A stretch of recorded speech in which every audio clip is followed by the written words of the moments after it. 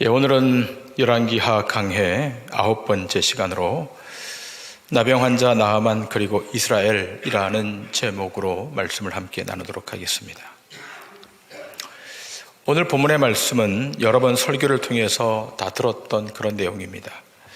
나병 환자 나아만의 사건은 열왕기하 전체 말씀 가운데 그 비중을 차지하는 내용은 아니지만 열왕기서 기자가 이 내용을 여기에 삽입한 것은 이 스토리 안에 주고자 하는 메시지가 있기 때문입니다.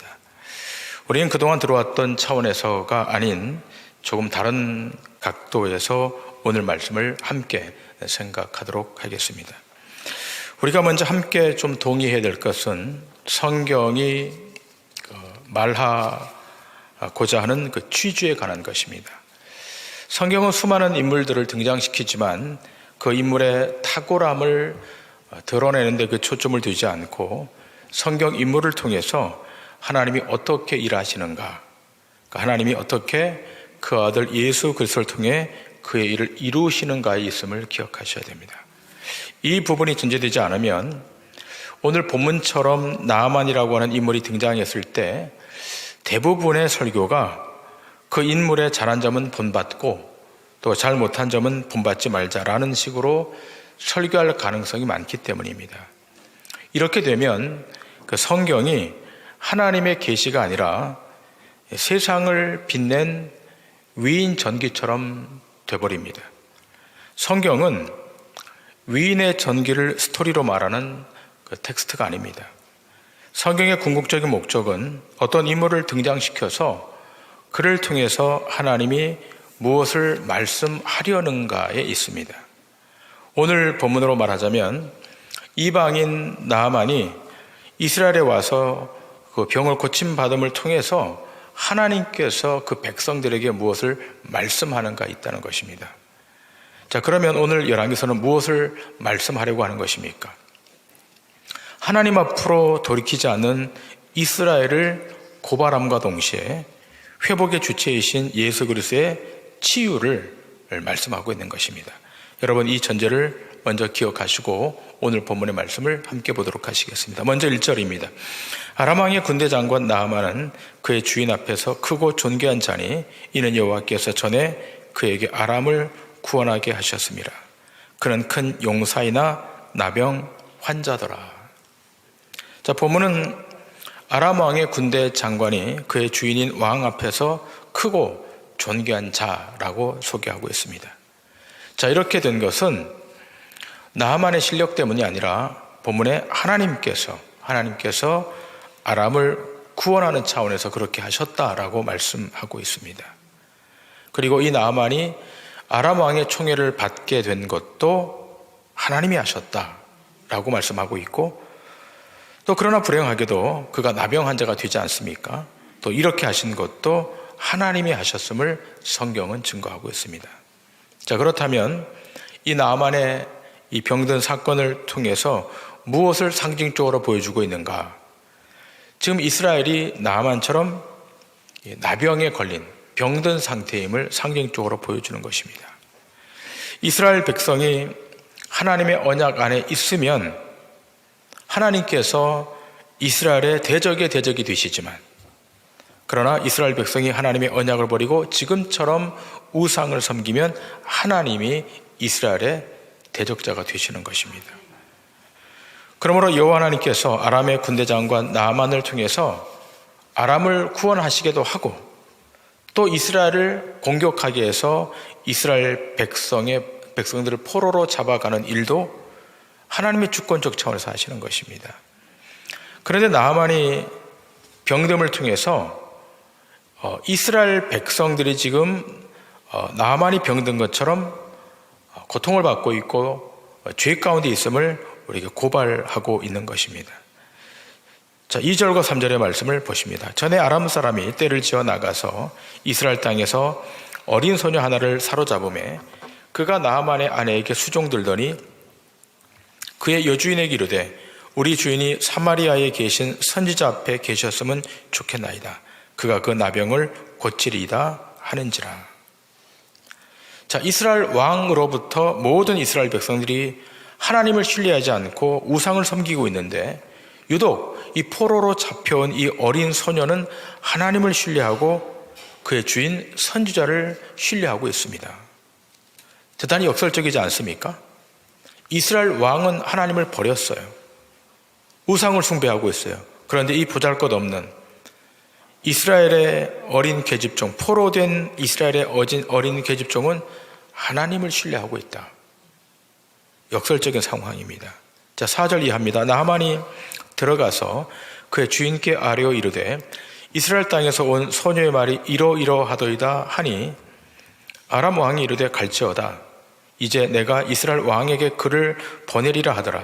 나하만이 곧 떠날새 은 10달란트와 금 6,000개와 의복 10벌을 가지고 와서 이스라엘 왕에게 그 글을 전하니 일러스되 내가 내 신하 나하만을 당신에게 보내오니 이 글이 당신에게 이르거든 당신은 그의 나병을 고쳐 주소서 하였더라. 자, 지금 나하만이 자기의 죽은 아람 왕에게로 나아가서 이스라엘의 한 선자에게로 가겠다라고 말합니다. 자기 몸을 고치러 가겠다. 그러자 왕이 특별 메시지를 써주죠. 그리고 은 10달란트와 금 6,000개와 의복 10벌도 줍니다. 나하만은 이것을 취하고 또 메시지를 가지고 이스라엘 왕에게로 갑니다. 자, 7절입니다. 이스라엘 왕이 그 글을 읽고 자기 옷을 찢으며 이르되 내가 사람을 죽이고 살리는 하나님이냐? 그가 어찌하여 사람을 내게로 보내 그의 나병을 고치라 하느냐? 너희는 깊이 생각하고 저 왕이 틈을 타서 나와 더불어 시비하려 함인 줄 알라 하니라. 자, 이스라엘 왕이 아람 왕의 글을 읽고 보이는 반응이 지금 여기 등장하고 있습니다. 지금 이스라엘 왕은 나하만이 여기 온 곳에 대해서 대단히 부담을 느끼고 있습니다. 그러면서 말하고 있지 않습니까? 너희는 깊이 생각하고 저 왕의 틈을 타서 나와 더불어 시비하려 한다. 지금 북이스라엘의 왕, 이 왕의 모습은 지금 대단히 민감한 반응을 보이고 있습니다. 여러분, 지금 이 상황은 하나님의 군대로 부름을 받은 이스라엘이 나병에 든 것을 상징적으로 보여주고 있는 것입니다. 어떤 것을 할지라도 부정하게 되는 나병이 든 이스라엘 백성의 모습, 왕으로부터 시작해서 저 밑에 말단의 백성까지 나병이 든 하나님의 백성의 모습을 상징적으로 우리에게 시사하고 있습니다. 8절입니다. 하나님의 사람 엘리사가 이스라엘 왕이 자기의 옷을 찢었다 함을 듣고 왕에게 보내 이르되 왕이 어찌하여 옷을 찢었나이까? 그 사람을 내게로 오게 하소서. 그가 이스라엘 중에 선지자가 있는 줄을 알리다 하니라. 엘리사 선지자가 왕이 옷을 찢었다는 말을 듣죠. 그러면서 나하만을 내게로 보내라 그럽니다. 내게로 보내면 그 나하만이 이스라엘 중에 선지자가 있다는 사실을 알 것이다라고 말합니다. 자, 나하만은 지금 고침을 받기 위해서 이방 나라에서 선지자를 지금 찾아온 거죠. 자, 그러면 이 선지자가 지금 이 아람 군대 장관 나하만에게 오는 것이 맞지 않겠습니까? 격으로 볼 때. 그런데 오지 않고 메시지만 보내는 거예요. 당신이 나에게로 오라라고 메시지를 보냈습니다. 아주 무례한 처사였지만 나하만은 분을 참고 자기 몸을 고치기 위해서 엘리사에게로 찾아갑니다. 9절 이하입니다. 나하만이 이에 말들과 병거들을 거느리고 이르러 엘리사의 집 문에 서니 엘리사가 사자를 그에게 보내 이르되 너는 가서 유단강에 몸을 7번 씻으라. 네 살이 회복되어 깨끗하리라 하는지라. 나하만이 노하여 물러가며 이르되 내 생각에는 그가 내게로 나와 서서 그의 하나님 여호와의 이름을 부르고 그의 손을 그 부위 위에 흔들어 나병을 고칠까 하였도다. 다메섹강 아바나와 아르발은 이스라엘 모든 강물보다 낫지 아니하냐. 내가 거기서 몸을 씻으면 깨끗하게 되지 아니하랴 하고 몸을 돌려 분노하여 떠나니. 여러분, 아시다시피 이 아람은 이스라엘보다 훨씬 강한 나라입니다. 당시 군사력을 비교해보면 아람이 3배나 강력한 군사력을 갖고 있죠. 그런 까닭에 지금 이스라엘 왕도 이 아람의 군대 장관 앞에 쩔쩔맵니다. 자, 그런데 이 아람의 군대 장관이 왔는데 엘리사는 얼굴도 보여주지 않습니다. 지금 엘리사가 있는 이 거처까지 왔지만 나와보지도 않고 뭐라고 말하는가 하면 너는 요단강에 가서 몸을 7번 담그고 씻으라 그럽니다. 드디어 나하만의 분노가 폭발합니다. 자기 몸에 병으로 포로로 잡혀온 어린 소녀의 말을 듣고 왔는데 이스라엘 왕도 나를 영접하는데 이 선지자는 얼굴도 보이지 않고 요단강에서 몸만 담그라 그런다. 나만이 분노합니다. 그런데요, 그 참모들이 이런 제안을 합니다. 자, 13절, 14절입니다. 그의 종들이 나와서 말하여 이르되 내 아버지여, 선지자가 당신에게 큰일을 행하라 말하였다면 행하지 아니하였으리이까? 하물며 당신에게 이르기를 씻어 깨끗하게 하라 함이리까 하니 나하만이 이에 내려가서 하나님의 사람의 말대로 요단강에 7번 몸을 잠그니 그의 살이 어린아이의 살같이 회복되어 깨끗하게 되었더라. 나하만의 종들이 강권하죠. 아니, 이보다 더 큰 일을 하라고 해도, 더 번거로운 일을 하라고 해도 할 텐데 왜 그것을 시행하지 않습니까? 강물에 가서 몸을 담그십시오. 이 말에 나하만이 마음을 돌리고 강물에 가서 7번 몸을 잠갔더니 그 살이 어린아이 살같이 회복되었다라고 기록하고 있습니다. 이 소문이 이스라엘 전역에 퍼졌을 거예요. 여러분, 지금 하나님이 이스라엘 백성에게 무엇을 지금 말씀하고 있는 겁니까? 단순히 이방의 군대 장관이 요단강에 가서 7번 몸을 잠갔더니 고침을 받았다? 그런 메시지입니까? 아닙니다. 이 안에는 이스라엘 백성에게 말씀하시는 중요한 메시지가 이 안에 담겨 있습니다. 그리고 엘리사 선지자가 요단강에서 왜 7번 몸을 담그라고 했는지를 들었다면 이스라엘 백성은 알아차려야만 했었습니다. 여러분, 이스라엘 백성들이 홍해를 어린 양의 피와 능력으로 건너게 되죠. 광야에서 하나님의 언약을 받죠. 그 언약에 두 돌판을 넣은 법궤를 맨 제사장이 요단강에 들어서자 말자 강물이 열리죠. 그 요단강을 건너서 이스라엘 백성들이 이 가나안 땅에 들어왔죠. 자, 그런데 지금 이 이스라엘 백성들이 이 언약을 배반한 거예요. 언약에서 돌아섰습니다. 이들에게 하나님은 이방인 나하만을 통해서 이스라엘에게 지금 언약을 상기시키고 있는 거예요. 너희가 홍해를 건너고 요단강을 무엇으로 건너왔는지를 상기해보라는 거예요. 이방인 장군도 요단강에 7번 몸을 씻었으니 그 나병이 깨끗해졌다는 소식을 통해서 지금 엘리사 선지자는 이스라엘을 고발하고 있는 거예요. 여러분, 이거 중요한 내용이 이 안에 함축되어 있는데 그 내용이 레위기 14장에 등장합니다. 자, 레위기 14장 5절부터 7절을 보십니다. 제사장은 또 명령하여 그 새 하나는 흐르는 물 위에 질그릇 안에서 잡게 하고 다른 새는 산채로 가져다가 백향목과 홍색 실과 우슬초와 함께 가져다가 흐르는 물 위에서 잡은 새의 피를 찍어 나병에서 정결함을 받을 자에게 7번 뿌려 정하다 하고 그 살아있는 새는 들에 놓을지며. 여러분, 나병 환자가 정결하게 되었을 때 새 2마리를 잡는데 한 마리는 흐르는 물 위에서 잡은 그 새의 피를 찍어서 정결함을 받은 자에게 7번 뿌리고 한 마리는 그냥 놓아줍니다. 자, 이 나병 환자가 나음을 입은 것은 정결한 짐승의 핏뿌림, 그 희생을 통해서 정결해진 거죠. 자, 14절부터 17절, 레위기 14장 14절부터 17절의 말씀을 또 보십니다. 제사장은 그 속건 제물의 피를 취하여 정결함을 받은 자의 오른쪽 귓뿌리와 오른쪽 엄지손가락과 오른쪽 엄지발가락에 바를 것이요, 제사장은 또 그 한 록의 기름을 취하여 자기 왼쪽 손바닥에 따르고 오른쪽 손가락으로 왼쪽 손에 기름을 찍어 그 손가락으로 그것을 여호와 앞에 7번 뿌릴 것이요, 손에 남은 기름은 제사장이 정결함을 받을 자의 오른쪽 귓뿌리와 오른쪽 엄지손가락과 오른쪽 엄지발가락 곧 속건 제물의 피 위에 바를 것이며. 자, 오른쪽 귓뿌리, 엄지손가락, 엄지발가락에 바르게 합니다. 여러분, 이 예식은요, 제사장 위임식 때 하는 예식이에요. 자, 그러면 제사장의 위임식 때 하는 이 행위와 이 나병 환자가 정결함을 입는 이 사건은 어떤 연관성이 있을까요? 여러분, 여기 중요한 영적 의미가 숨겨 있는데요. 나병 환자가 정결함을 입는 것은 단지 짐승의 피를 바르는 것만이 아니라 제사장에 합류되고 있음을 보여주는 거예요.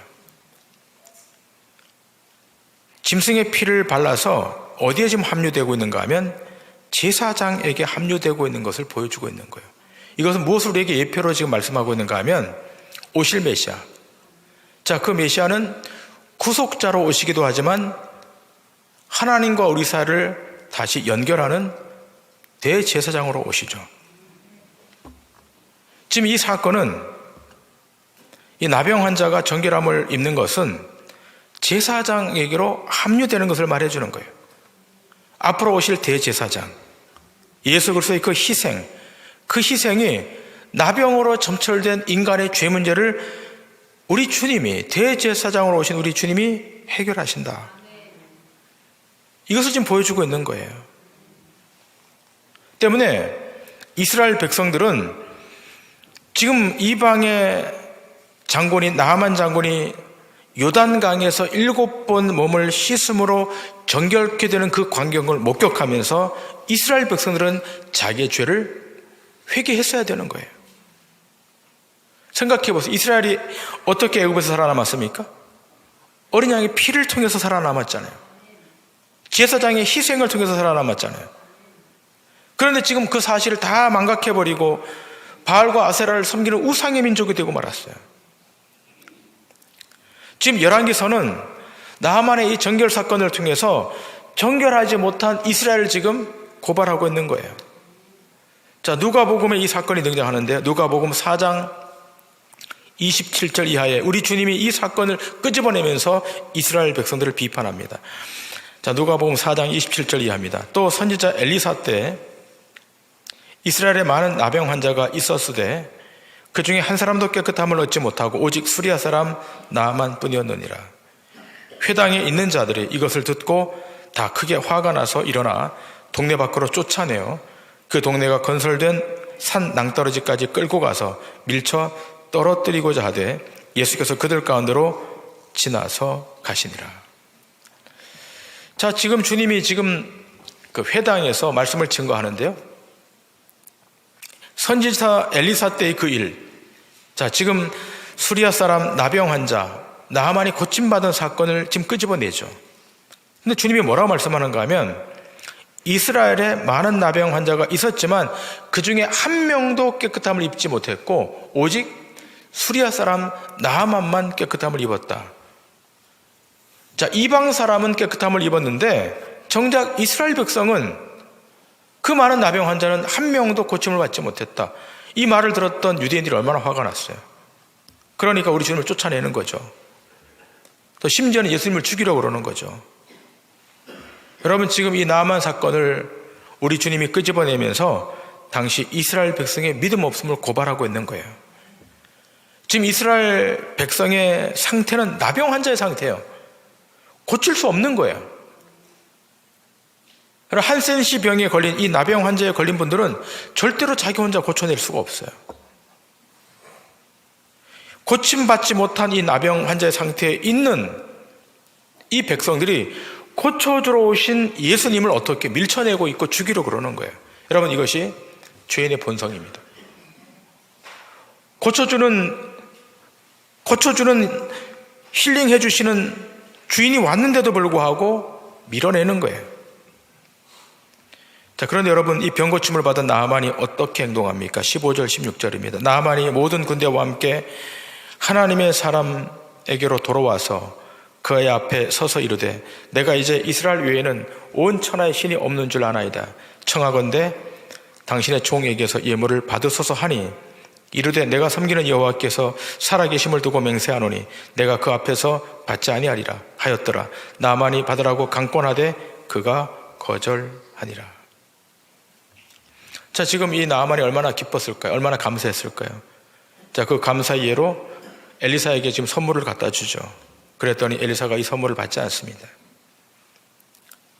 자, 이 나하만의 병고침의 사건을 통해서 이스라엘의 참 하나님은 여호와 하나님밖에 없다는 것을 알려주고 있고, 참된 신은 사람에게 선물을 받지 않는다는 것을 보여주는 거예요.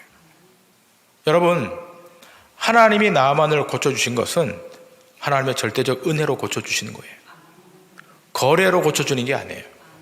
조건으로 고쳐주는 게 아니에요. 이 땅의 대부분의 신들은 어떻게 해요? 비나이다 비나이다 치성을 들여 빌죠. 그러면 그 신이 그 치성에 감동해서 들어줄 거라고 하는 그런 패턴이 있잖아요. 세상의 모든 신은 그래요. 그러나 하나님은 달라요. 비나이다 비나이다 그 이전에 하나님이 고쳐주시기로 작정한 그 인생에게는 조건과 관계없이, 치성과 관계없이 하나님의 주권으로, 하나님의 은혜로 고쳐주시는 거예요. 네. 오늘 이 아침 예배하러 온 여러분들이 하나님 앞에 뭔가 드려서, 뭔가 헌신해서, 뭔가 하나님이 제시한 조건에 맞추어서 거기에 도달했기 때문에 구원을 받고 하나님의 백성 된 겁니까? 아니잖아요. 이해할 수 없지만, 논리로 해석이 안 되지만 놀랍게도 그 신비한 은혜와 은총이 여러분 인생 가운데 임했기 때문에 우리가 구원 앞으로 오게 된 거고 생명 앞으로 오게 된 것 아니겠습니까? 자, 지금 나하만의 이 종교성이 어디에 또 드러나는가 하면 아테네에도 드러납니다. 아덴에도 드러납니다. 자, 사도행전 17장 22절 이하를 좀 보시겠습니다. 바울이 아레오파고 가운데 서서 말하되, 아덴 사람들아, 너희를 보니 범사에 종교심이 많도다. 내가 두루 다니며 너희가 위하는 것들을 보다가 알지 못하는 신에게라고 새긴 단도 보았으니 그런즉 너희가 알지 못하고 위하는 그것을 내가 너희에게 알게 하리라. 우주와 그 가운데 있는 만물을 지으신 하나님께서는 천재 주재이시니 손으로 지은 전에 계시지 아니하시고 또 무엇이 부족한 것처럼 사람의 손으로 섬김을 받으시는 것이 아니니 이는 만민에게 생명과 호흡과 만물을 친히 주시는 이심이라. 나하만의 종교성과 아덴 사람, 지금 아테네 사람의 종교성이 같죠. 너희들이 섬기는 그 신은 비나이다 비나이다 치성을 받고 응답하는 신일지 모르지만 내가 믿는 하나님은 그런 하나님이 아니라는 거예요. 만물을 지으신 하나님께서는 천재 주재이시니 무엇이 부족한 것처럼 사람의 손으로 섬김을 받은 것이 아니고 만민에게 생명과 호흡과 만물을 친히 주시는 주이심을 알라는 겁니다. 하나님은 그런 분이십니다. 자, 그러자 나하만이 엘리사에게 어떤 요청을 하죠? 자, 17절 이하의 말씀. 나하만이 이르되, 그러면 청하건대 노새 2마리의 실을 흙을 당신의 종에게 주소서. 이제부터는 종이 번제물과 다른 희생제사를 여호와 외에 다른 신에게는 드리지 아니하고 다만 여호와께 드리겠나이다. 오직 한 가지 일이 있사오니 여호와께서 당신의 종을 용서하시기를 원하나이다. 곧 내 주인께서 림몬의 신당에 들어가 거기서 경배하며 그가 내 손을 의지하심에 내가 림몬의 산당에서 몸을 굽히오니 내가 림몬의 산당에서 몸을 굽힐 때에 여호와께서 이 일에 대하여 당신의 종을 용서하시기를 원하나이다 하니 엘리사가 이르되 너는 평안히 가라 하니라. 그가 엘리사를 떠나 조금 가니라.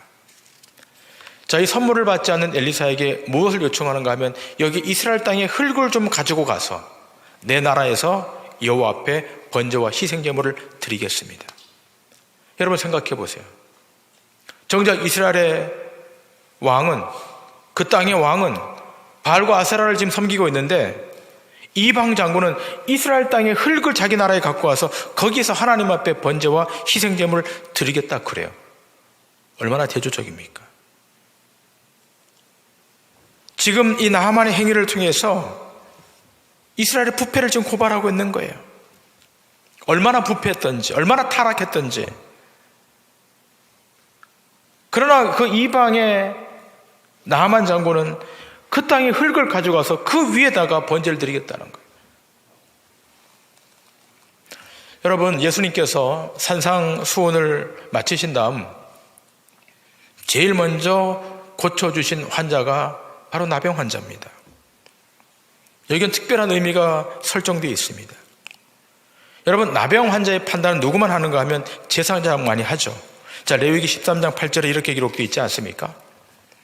제사장은 진찰할지니 그의 병이 피부에 퍼졌으면 그를 부정하다 할지니라. 이는 나병 환자임이니라. 자, 다른 병은 몰라도 나병 환자만큼은 제사장이 진찰해서 판단한다는 거예요. 자, 그런데 산상수훈이 마쳐진 다음 예수님이 나병 환자를 고치세요. 무엇을 내게 예표하는 겁니까?